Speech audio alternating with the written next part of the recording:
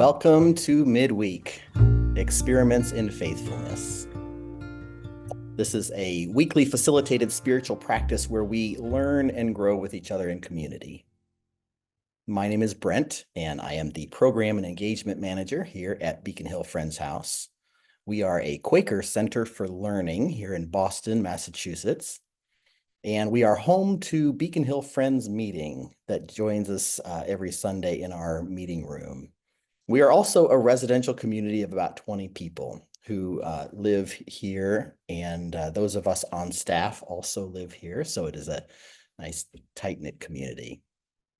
Tonight, I will be presenting Guardians of the Greenhouse, and this midweek, we will honor the legacies of those we've lost due to violence against transgender people by acknowledging an often unseen and underestimated superhero in our society. We'll shine a light on the quiet, transformative work that this hero does, work that often goes unnoticed, even by the hero themself. Even though their efforts may remain out of sight, we will uncover the impact of their selfless deeds, and we will walk away inspired, grateful, and empowered to support the change that they're bringing in this world. After the presentation, we'll allow some silence to envelop us for a moment, and then I'll give you all an opportunity to reflect on what comes up for you during the presentation. So we are recording my presentation, but we will not record that time of sharing.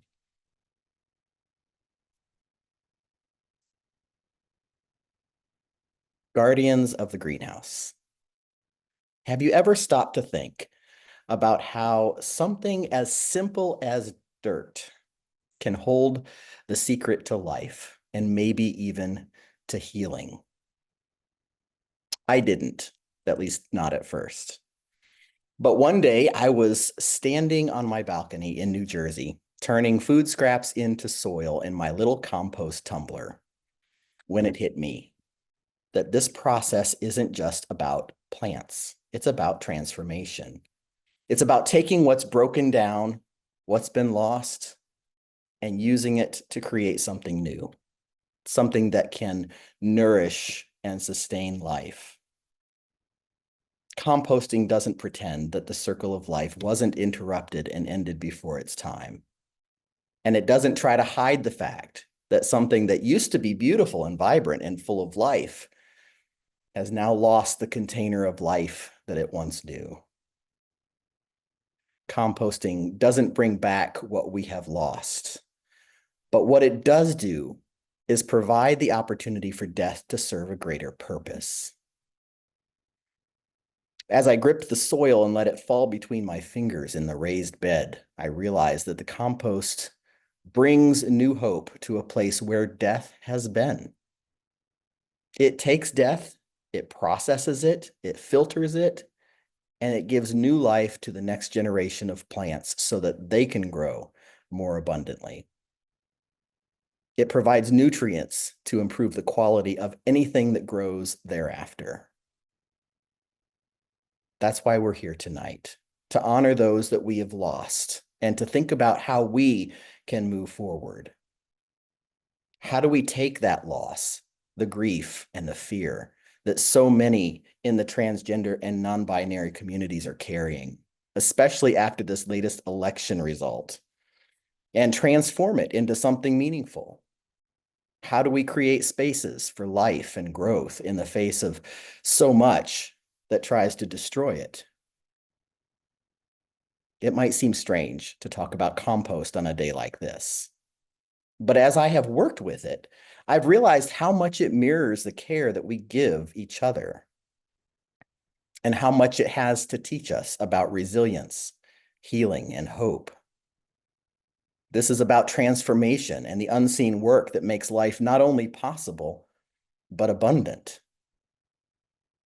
So tonight, I want to take you on this journey with me, exploring how that process connects to the work of those I call guardians of the greenhouse. First, I'll share some things that I've learned about composting, and then I'll tie it back to the topic at hand. Composting is happening on a small scale, like in people's backyards, and on a large industrial scale. Compost helps the soil retain water. It provides vital nutrients for the plants. It improves the overall air quality because it traps carbon in the soil that would otherwise end up in the atmosphere.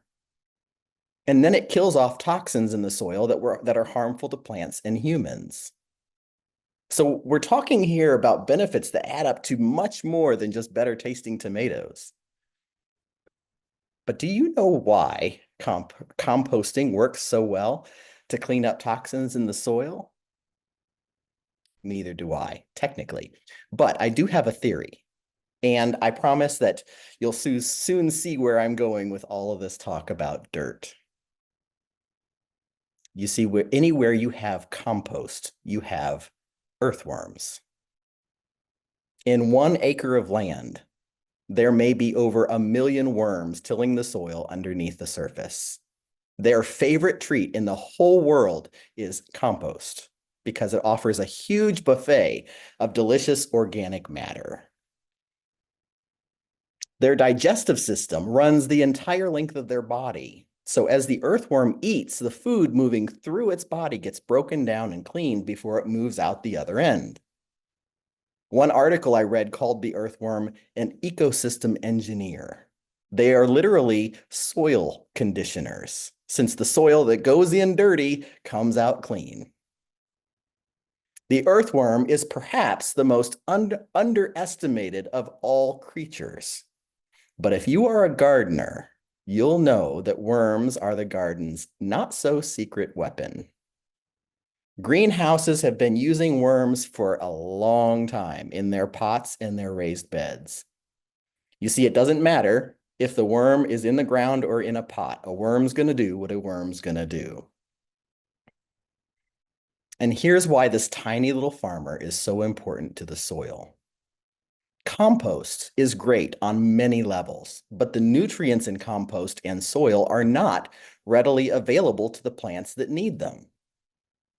But when the worm eats the compost, the enzymes in those worm castings turn the nutrients into a form that plants can actually use. And then the plants use those nutrients to become healthier and stronger. And when humans eat the plants, the humans become healthier and stronger too. All because the worms are down there under the soil, working away in the damp, dark dirt where no one can see them. So here's the important thing I want to say about this subject. Compost goes a long way to provide the groundwork for soil regeneration, but it can't quite get the job done all by itself. It can do amazing things, but it falls short of being the cure-all that we want it to be. It needs to be processed and tended to by the little wiggly farmers that work hard in the dark, lonely layers of dirt, guarding the plant's roots from the toxins that threaten them. The worms don't get the appreciation they deserve, but we would be absolutely lost without them. They face the toxins head on and say, you have to go through me first. It's not a glamorous job, but they are perfectly suited for the task, and they are the true heroes of the earth that we depend on. Without them, we would be in a lot of trouble. So here's where this all ties in. When I think about all the ways that our earth benefits from these amazing little soil conditioners, I cannot help but see the profound parallel in the soul conditioners who intentionally position themselves between the toxic forces of our society and the most vulnerable members among us, most likely to be harmed by those toxic forces. Let me give you an example of what I'm talking about. When I was in my 20s, I went through an excruciating breakup with someone who was emotionally abusive to me. While we were still trying to figure out the details of financial responsibility in our parting of ways, I remember getting a phone call while I was at my parents' house. My oldest sister, Christy, was there too, and she was the one to answer the call. As soon as she handed the phone to me, she saw a worried and exhausted cloud descend over my face. And I resigned to yet another long, torturous conversation with my ex-girlfriend who wanted a lot of answers and made a lot of demands. I was not in a position of strength in that moment, and my sister witnessed me shrivel under the weight of that abuse. Without saying a word, she marched over to where I sat and she took the phone right out of my hands. She lifted it to her ear and declared that my ex-girlfriend would now be talking to her. From my seat, I heard only one side of the conversation with the occasional far-off, high-pitched, angry explosions from the phone receiver. And I cringed to think what kind of abuse my sister was taking. But she just stood there, her back straight, and answered calmly and deliberately. She replied to the attack with things like, I don't care what you want. If you're going to call this house, you're going to talk to me. No, I won't pass that message along. Your anger doesn't scare me. Whatever you think you're achieving right now, you're not, because your intimidation tactics don't work on me. Your opinion of me and my family is irrelevant. You're not going to bully your way back into the conversation. You've already caused enough harm, and I'm here to make sure it stops. On and on my ex-girlfriend railed, but her abuse just bounced off my sister's ear, as harmless as sweet peas thrown across the dinner table. The love I felt from my sister in that moment was everything to me. Wouldn't you know it, my sister forgot all about that hero's cape that she wore that day. She didn't think it was a big deal. She just jumped in to defend me because that's what she does when someone she loves is being hurt. She stands up against toxic forces and says, you'll have to go through me first.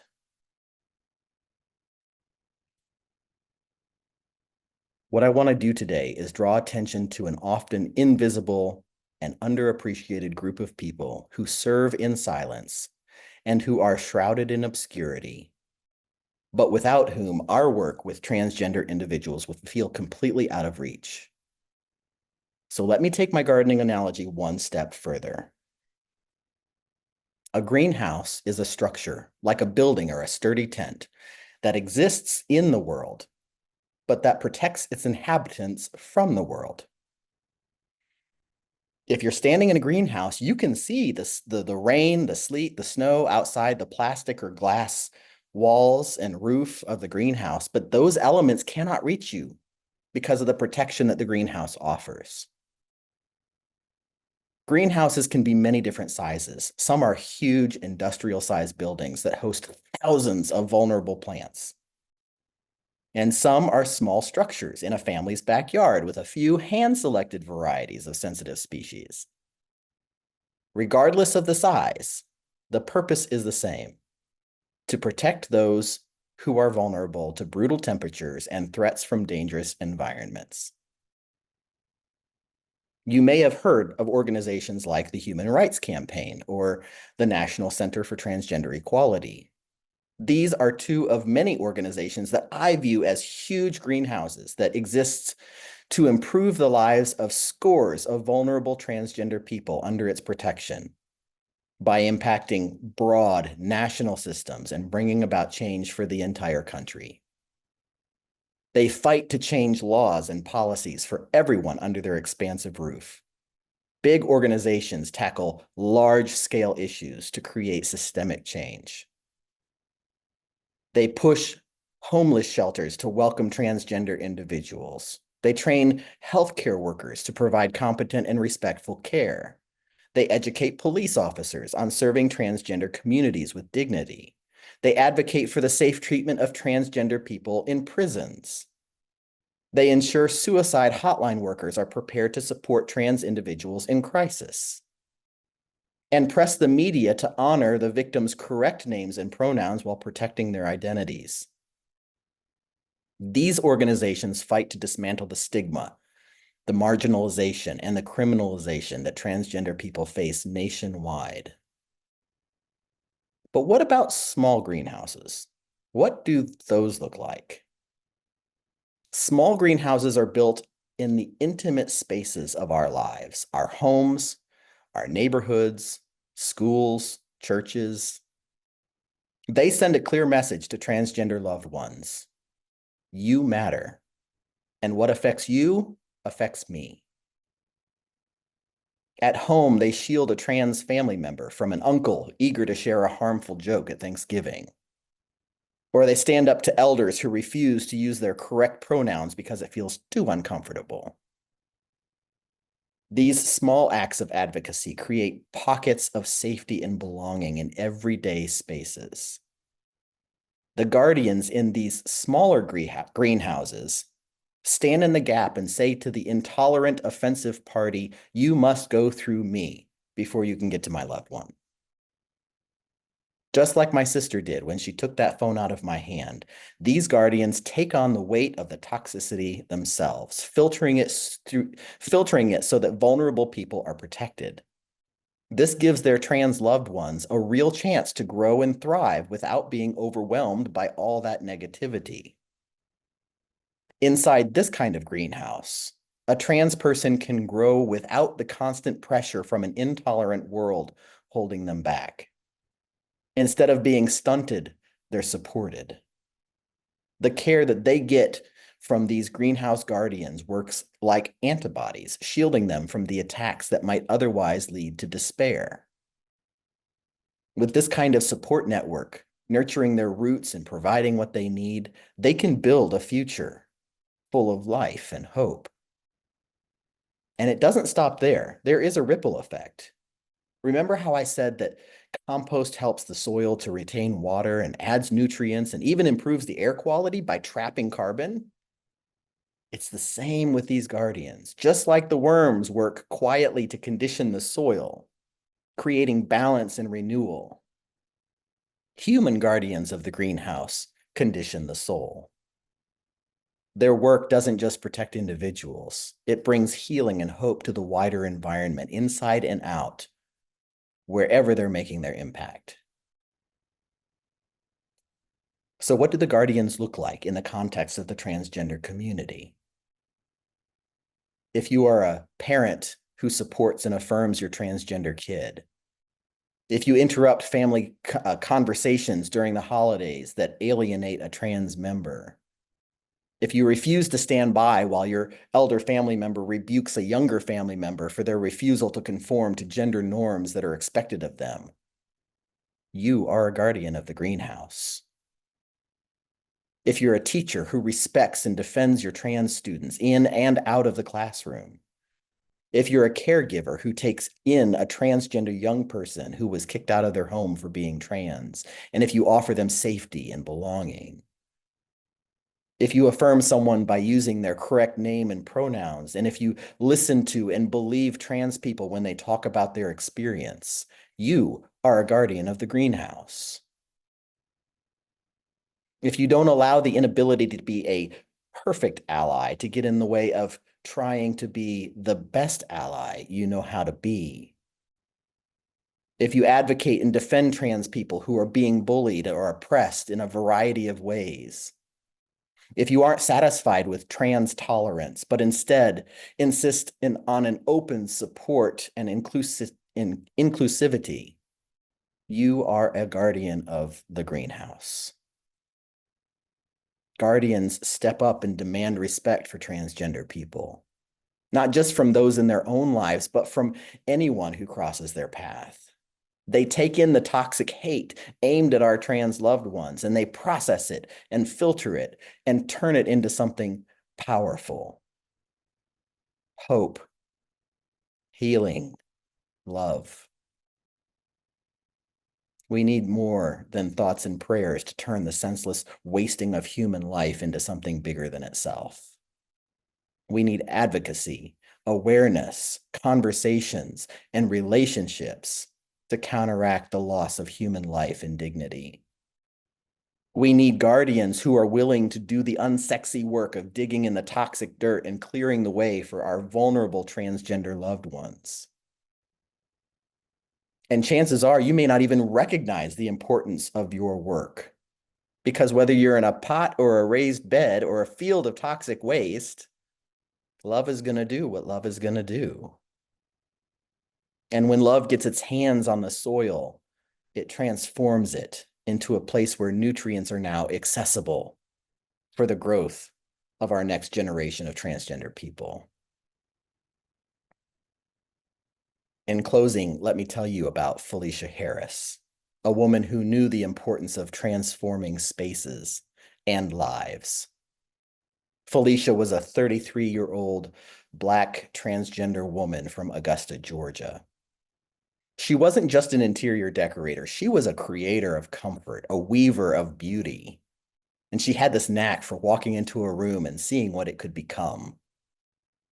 Where others saw walls and furniture, she saw warmth and a place where people could feel completely at ease. She had her own business, and she took great joy in turning ordinary spaces into extraordinary havens. Felicia's life was about more than just design, though. It was about uplifting others and making them feel cared for and safe in their environments. That's why her death in October of 2020 hit so hard. Felicia was taken from this world by violence. Her life cut short in a way that felt so at odds with the beauty and care that she poured into it. Her death was a tragic reminder of the danger faced by Black trans women who disproportionately experience violence simply for existing. But there's one thing about Felicia's story, but here's the thing about Felicia's story. Her memory isn't just about the tragedy. It's also about the urgency to create change. In her name, people have spoken out and advocated and worked harder to transform the environments that harm trans people into ones that uplift and protect them. Just like Felicia transformed rooms, those who honor her legacy are working to transform society.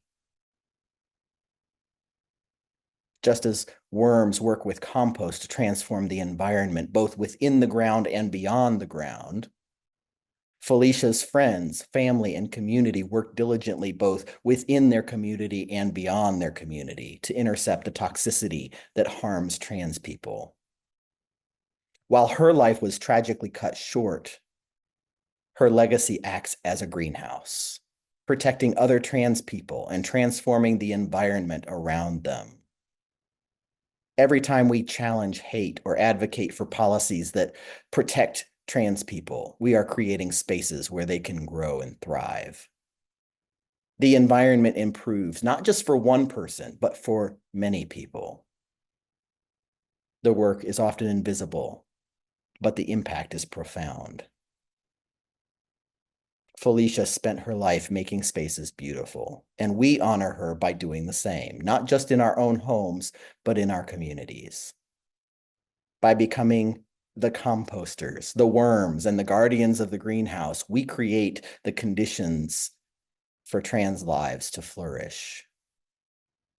That's how we honor her memory. That's how we turn tragic loss into new life. My friends, in the name of all who have been lost to transgender violence, I say to you, thank you. Thank you for all you're doing for those who are still alive, still fighting for the right to be who they are in their own skin, still pushing back against anyone who would try to put them in a box of conformity. Your work may continue to be largely invisible and unappreciated, but we recognize the change that is taking place in the world around you. Because of you, we continue to grow and thrive.